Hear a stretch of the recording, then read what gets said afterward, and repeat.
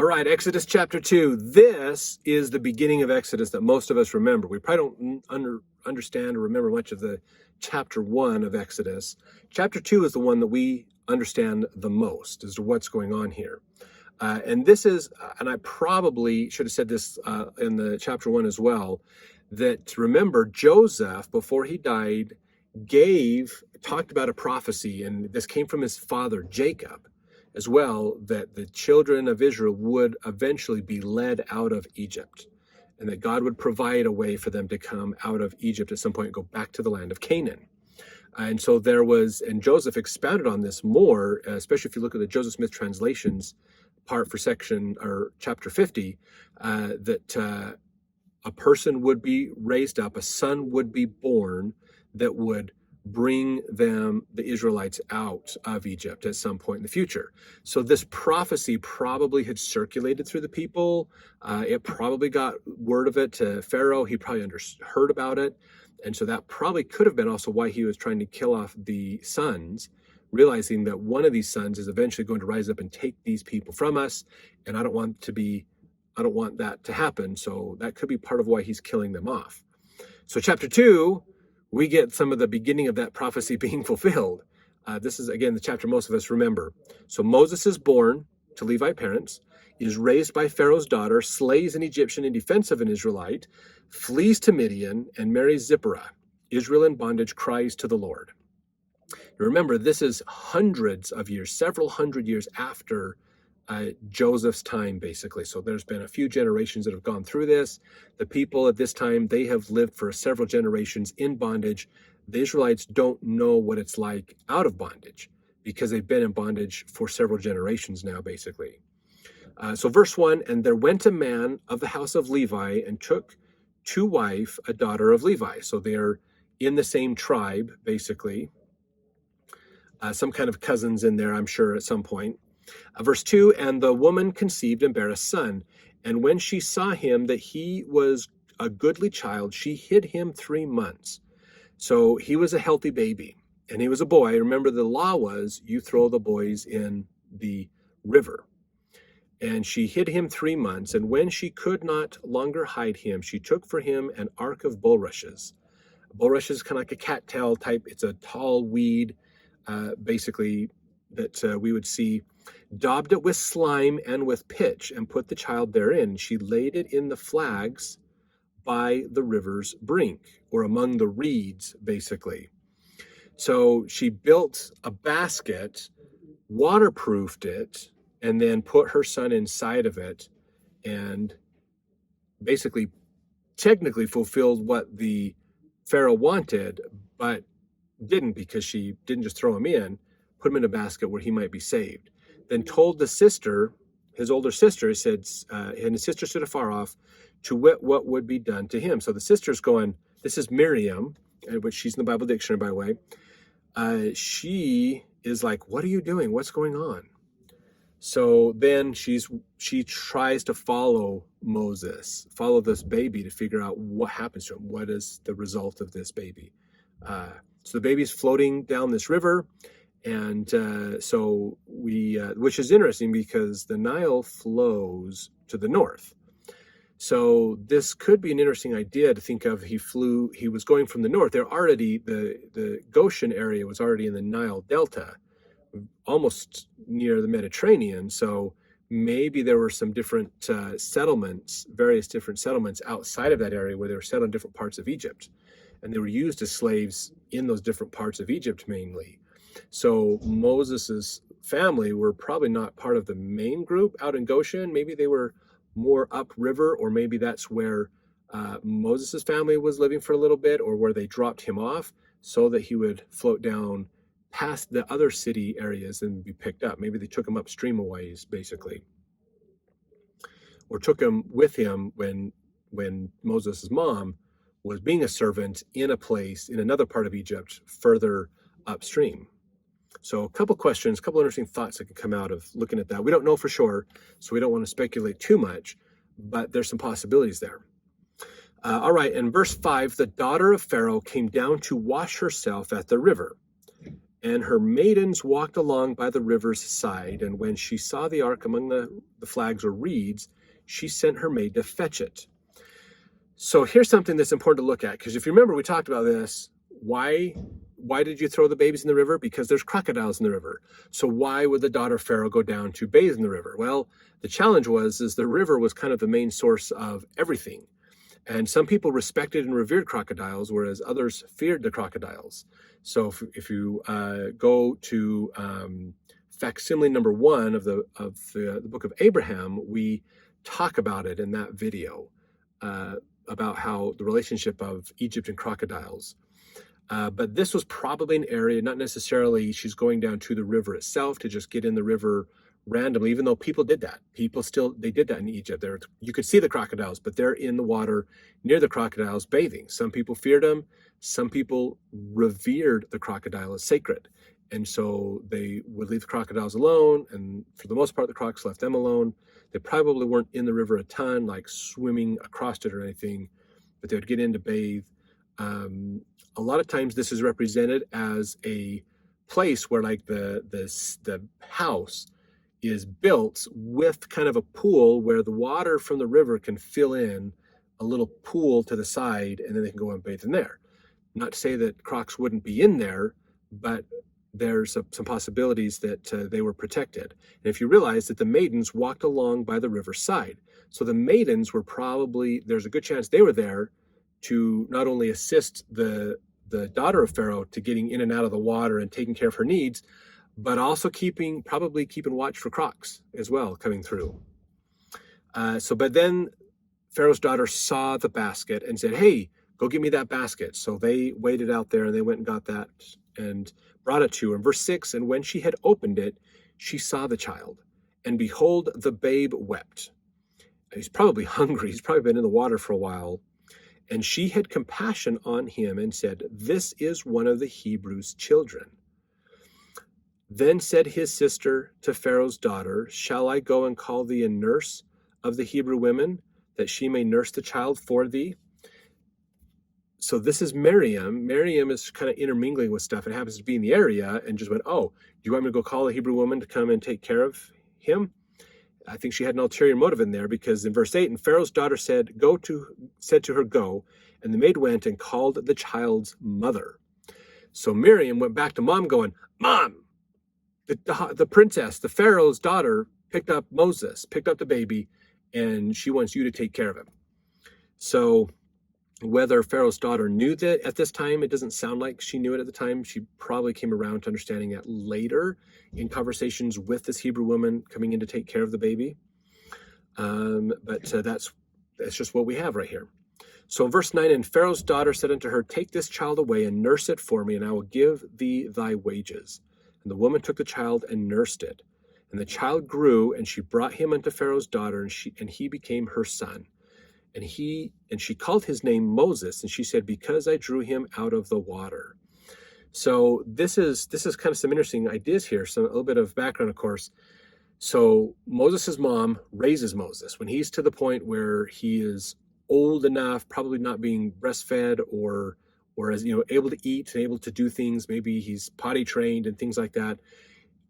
He goes back to the daughter of Pharaoh, and the daughter of Pharaoh says, he is my son. I'm going to raise him as my son, basically. So, which is honestly, this is probably not an uncommon idea or concept, where maybe an Egyptian woman has a baby, but doesn't have the time or the society doesn't say, "Oh, we don't want you to look like you have a baby and have to deal with those challenges. So we'll give them to the Hebrews to raise our kids.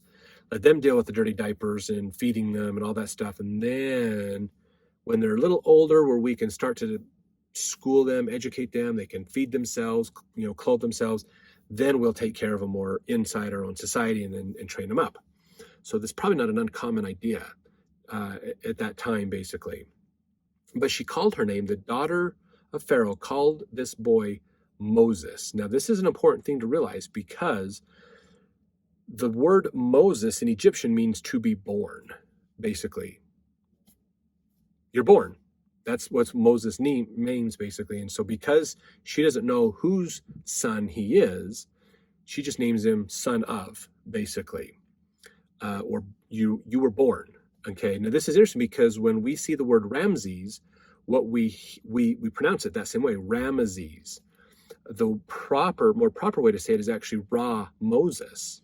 So what it means is born of God or son of God. That's what Ra Moses. Ra is God, born, or Moses being born of. So Ra Moses is born of God, basically. So Moses and Ra Moses, or Rameses as we say it, have almost the same name. Just one is born of the sun god Ra, and another is just born, but we don't know of who. So something interesting to think about when you go through this, learn about Moses more. All right, verse 11, and it came to pass in those days when Moses was grown, that he went out unto his brethren and looked on their burdens. And he spied an Egyptian smiting an Hebrew, one of his brethren.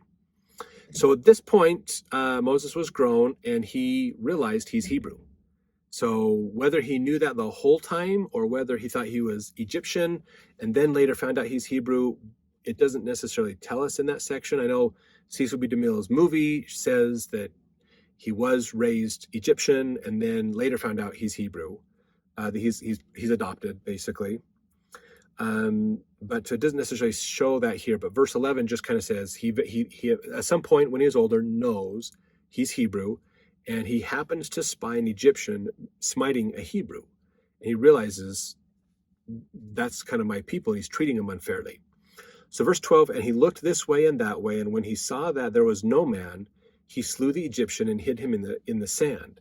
So he went out to deal with this Egyptian that was being rude and killed him. We see it portrayed in the movies a lot of self-defense, where he tried to stop the guy and a tussle, a fight ensued, and the guy died. It wasn't necessarily that Moses meant to kill him, but that the guy died as a result of their scuffle together. Which way that's true, we don't 100% know, but that's just the way the people have represented it. This is all we have in the Old Testament to go on, basically. And it could be that the Egyptian was trying to kill him when Moses tried to intercede. He tried to go after Moses too, because Moses would everybody knew Moses was adopted. We don't know. Verse 13, he went out the second day, behold, 2 men of the Hebrews strove together, and he said to him that did the wrong, wherefore smitest thou thy fellow? And he said, who made thee a prince and a judge over us? Intendest thou to kill me as thou killest the Egyptian? And Moses feared and said, surely this thing is known. So verse 14 kind of leaves a little bit of a conundrum here for us to look at this, because so he goes out, in verse 13 he says, he goes out the next day after he slew the Egyptian. 2 men of the Hebrews strove together, so they're together. And he said to him that did the wrong, wherefore smitest thou thy fellow? So the guy is like, what happened to the other guy? Verse 14, the Hebrews responded back, who made thee a prince and a judge over us? Are you gonna kill me too? Kind of thing, because it sounds like a lot of people, it sounded like the word spread fast that Moses had killed an Egyptian guy to save that Hebrew person. And these other people are like, you're not, who put you over us? Basically, probably because Moses wasn't over them necessarily. He was probably overseeing other things for Pharaoh. And then they're like, are you going to kill us like you did that Egyptian yesterday? And so Moses is like, oh man, word is out. This isn't good. This isn't good. So verse 15, now when Pharaoh heard this thing, he sought to slay Moses. But Moses fled from the face of Pharaoh and dwelt in the land of Midian, and he sat down by a well. So there's a lot that goes on in here. Pharaoh heard out, and this is probably Seti, Rameses' dad. Seti heard about this and sought out to slay Moses, probably because of the law. The law said if you kill somebody, you die. That's, probably most likely what's happening here. Not that he wanted to kill Moses, because he probably knew Moses well, since he's kind of a grandson to Pharaoh. But he does say, basically, that's the law. So he probably went after Moses. And so Moses fled from Pharaoh, and he dwelt in the land of Midian.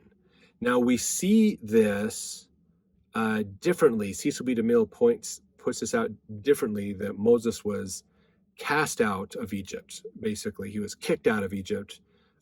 Pharaoh, rather than execute him, had him banished, rather than see him killed. And this could be, Pharaoh at this point could maybe said he has passed away by now and Rameses is in, like what we see in, again, Cecil B. DeMille's Ten Commandments movie. But we don't know. We use the word Pharaoh, but they don't necessarily tell us which Pharaoh it is all the time in the Old Testament. But anyway, so Moses has left Egypt. He has wandered through the desert to the land of Midian, and he sat down by a well. So he goes to these wells, like what Abraham and Jacob and them had built all over Canaan and that area, basically. Now the priest, this is verse 16, now the priests of Midian had 7 daughters. They came and drew water, filled the troughs to water their father's flock, which is a very common task for women to do, is to go get the water at the well, fill the troughs so that the animals can get water. Verse 17, and the shepherds came and drove them away, but Moses stood up and helped them and watered their flock. So other shepherds come to get their sheep taken care of, and they say, oh, dumb women, we're going to push you away, blah, blah, blah. And Moses actually stops them from doing that to help bring them back. It's all dramatic in the Ten Commandments movie. And then they're like, oh, thank you so much for helping us out. Verse 18, when they came to Reuel, their father, he said, how is it that ye are come so soon today? So he's like, wait, you're back so early? What's going on? And then they told him, an Egyptian delivered us out of the hand of the shepherds and also drew water enough for us and watered the flock. So they're like, this guy from Egypt helped us. He was out there. He helped us to keep our flocks so that we didn't have to get the flock scattered. So it sounds like this was a common occurrence for their flocks to be scattered. Remember, back then it was favored to have sons, not favored to have daughters. And so this priest has all daughters. And so his daughters have to take care of the sheep and everybody else too. And so the other shepherds, which are most likely men, probably pushed them away, thinking they're secondhand people. Sad, but that's just the way it was. Unfortunately, not good. And then verse 20, we have here, he said unto his daughters, where is he? Why is it that ye have left the man? Call him that he may eat bread. And so Reuel is saying, bring him. I want to meet this guy. And Moses was content to dwell with the men, and he gave Moses Zipporah, his daughter. So verse 21, we see Moses was like, I'll live here. Yeah, let me help you guys out. And so he gave his daughter Zipporah to Moses for wife, which is probably not an uncommon thing to have happen, where he's like, hey, look, I will give you my daughter. We can marry. You can be a part of our family, basically. Zipporah, by the way, is in the Bible dictionary if you want to look that up. Verse 22, she bare him a son, and he called his name Gershom. For he said, I have been a stranger in a strange land. So Gershom probably means a stranger. Verse 23, and it came to pass in process of time that the king of Egypt died, and the children of Israel sighed by reason of the bondage, and they cried, and their cry came up unto God by reason of the bondage. So Pharaoh passed away. Egypt is like, oh my gosh, save us, please, help us out of this mess. Verse 24, and God heard their groaning, and God remembered his covenant with Abraham, with Isaac, and with Jacob. And God looked upon the children of Israel, and God had respect unto them. So then he says, yes, I know your plight. I know where you're at. We got you covered, basically. And that's where chapter 3 comes in, probably one of the more famous chapters out of all the book of Exodus. So we'll get into that next.